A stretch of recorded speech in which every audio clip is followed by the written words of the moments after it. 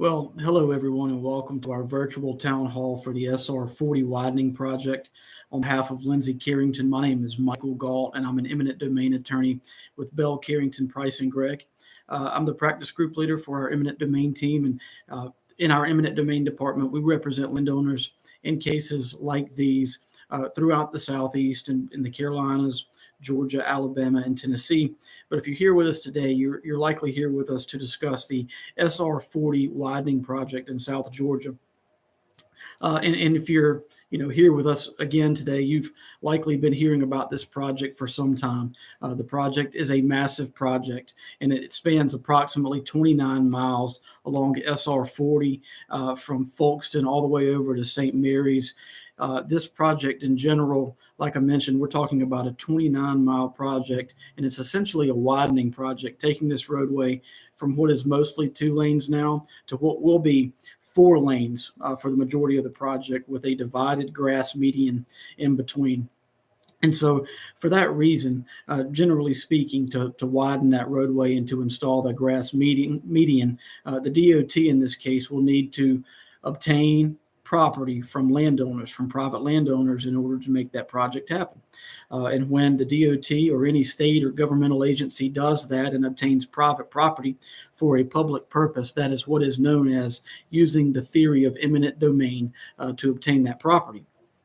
And so many of you, in fact, if you received an invitation to this town hall, just because we believe, based on what the DOT provided to us, that you are impacted by this project. And those impacts vary. Many of you are homeowners along SR-40. Some of you are business owners along SR-40. But regardless of the nature of your property, we believe, based on the records we've been provided, that you're impacted, meaning that the DOT will attempt to purchase, and if unsuccessful, will attempt to take some of your property along the frontage through the theory of eminent domain. Now, to hear that, some of you, it may be the first time that you're hearing about this project from us. Some of you may have already been contacted by the DOT preliminarily, but that can be sort of scary. It can be an unnerving experience if you've never dealt with an eminent domain project before, and probably most of you haven't. Very few people are put in the position of having to during their lifetime. And so for that reason, we are offering this online virtual town hall just to provide some general information about the project, about the process, and to let you know how we may be able to help you. So the projects like this are often divided into multiple phases. We have some preliminary design work that happens to sort of get the plan sheets together and to show the routing of the project. And then later on, we see how the right-of-way plans develop. And with those, we were able to see how individual landowners are impacted when new right-of-way is obtained, again, through that theory of eminent domain.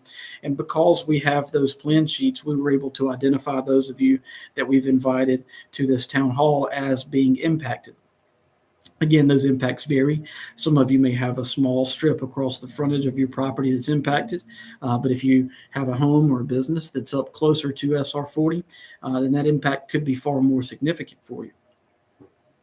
The good news about our firm here at Bell Carrington and what we're able to offer to you as landowners is that if you'll reach out to me or our team, we have the ability of using some in-house software that we have and pulling up your project on the spot while we're in that initial consultation to let you know if you're impacted, and so how you're impacted, and then how we may be able to help you.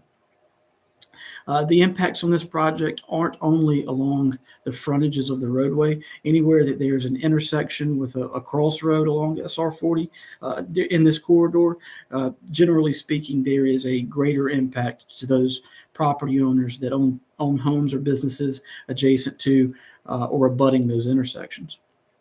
So backing up, design is done, right-of-way is finished, and we're moving into the right-of-way acquisition phase of the project. And this is the time when right-of-way agents for the DOT, either in-house or third-party, will start reaching out to you as landowners to let you know that you're impacted. And then they will tell you how they believe you're impacted and what they're prepared to offer you for your property and for the impact. It's important for you to know as landowners that you don't have to accept that initial offer.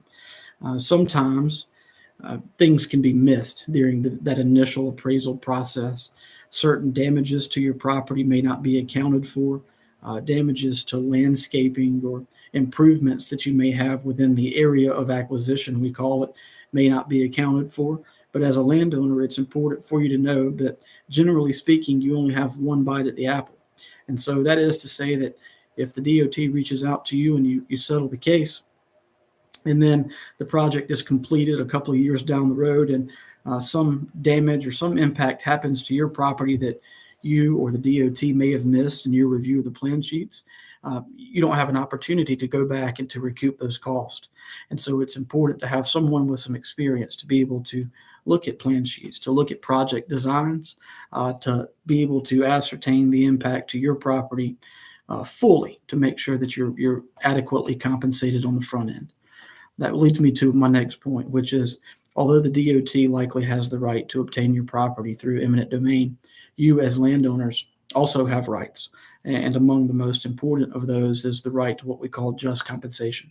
And so that basically means that even though the DOT can acquire your property through the court system if need be, they do have to pay you and compensate you fairly and adequately and fully for what they're taking from you. And that's again where we come in our eminent domain practices, helping represent landowners through the eminent domain and through the condemnation process to make sure that they receive true and adequate just compensation for the taking to build a road project or to widen a road like this one. I always like to close with a couple of things about our eminent domain practice at Bell Carrington to help our potential clients feel more comfortable reaching out to us. In a public forum like this, I can't really give detailed legal advice. I can't give legal advice at all. But what we'd invite you to do, and our contact information will be in the information session or information tab or in the chat box for this video. You'll see a phone number and an email for our team. Please reach out to us. Our initial consultations at Bell Carrington in eminent domain cases are always free of charge. There's no obligation. Happy to speak with you. This is what we do every day. And so we love talking to landowners about their potential impact. And so we invite you to reach out to us. Again, no cost, no obligation. While we're on the phone during that initial consultation, we'll be able to pull up your particular property to see what our records show the impact may be to you. And then we'll discuss how we may be able to help you with that impact going forward. The second thing I always like to tell folks during our town halls is that, attorneys' fees are often expensive. They're burdensome.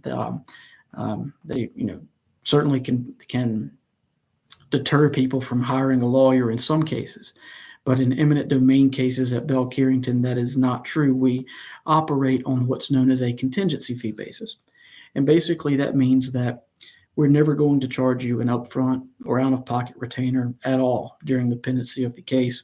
Instead, our fee is what is known as a contingency fee, meaning that whatever we're able to recover for you through just compensation over and above the DOT's original offer, a portion or a percentage of that becomes our fee. Now, again, public forum, there are many variables, and so I can't discuss the details of those fees in this setting, but if you'll give us a call, we'll be happy to look at your individual property and to see the impact and to let you know how our contingency fee would work in your particular case and to know more about those percentages. But it is important to know that you would not have to, and you will not have to, come out of pocket to pay some exorbitant retainer fee, and you'll never be on the hook for any hourly fees throughout the pendency of the case. If we're not successful in recovering just compensation for you at the end of the case, you're not on the hook for us for any fee. Again, I'll be glad to dive down into the details and to explain that more as we go. So to recap, major project, 29-mile stretch of SR-40, South Georgia. Many of you are going to be impacted by this project, and the impacts are going to start soon, or at least the acquisition is going to start soon. Followed closely by construction, when many of you will start seeing the physical impacts to your properties. And so it's important to get ahead of that. You'll see our contact information. Please reach out to us. We know the process. We we work eminent domain cases every single day, and so we'll be able to jump in with you to find out if you're impacted, and if so, how we may be able to help you move through this often complicated and challenging process. So again, Michael Gault, Lindsay Carrington, on behalf of Bell Carrington's Eminent Domain Group, we want to thank you for joining us here today, and I look forward to speaking with you and hopefully working with some of you in the near future. Thanks.